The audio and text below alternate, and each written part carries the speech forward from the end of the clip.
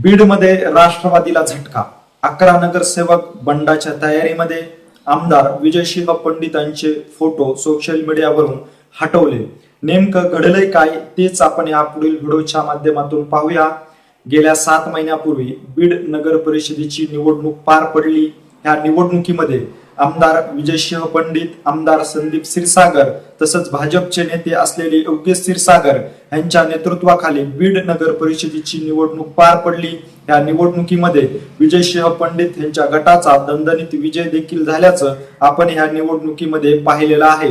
गेल्या 7 महिन्यामध्ये विजयसिंह पंडितांनी 35 वर्षाची क्षीरसागराच्या सत्तेला सुरुंग लावला होता आणि विकासाच्या माध्यमातून त्यांनी बीड नगर परिषदेमध्ये आपली घडी बसवली होती. परंतु आता ही जी घडी आहे ती विस्कटण्याच्या वाटेवर असल्याचं आपल्याला काल सायंकाळच्या वेळेस त्या ठिकाणी दिसून आलेलं आहे. कारण जर पाहिलं तर अजित पवार गटाचे एकूण 19 नगरसेवक जे आहेत ह्या निवडणुकीमध्ये विजय झालेले आहेत.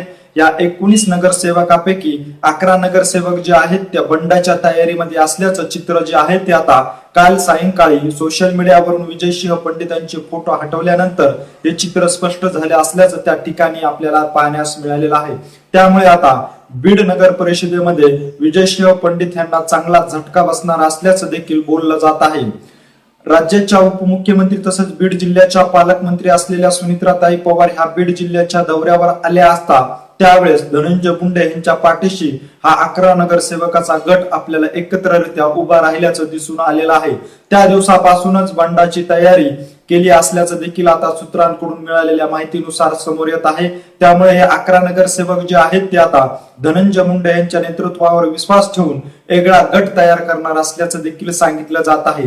गेल्या 7 महिन्यापासून बीड नगर परिषदेमध्ये विजयसिंह पंडित यांच्या मार्गदर्शनाखाली ही नगर परिषदेचं कामकाज सुरू आहे. परंतु अंतर्गत वादामुळे हा जो गट आहे तो वेगळा होत असल्याचं देखील बोललं जात आहे. आता हा अंतर्गत वाद आहे तो चांगला चव्हाट्यावर आले असल्यामुळे बंडाच्या तयारीमध्ये हे 11 नगरसेवक आहेत.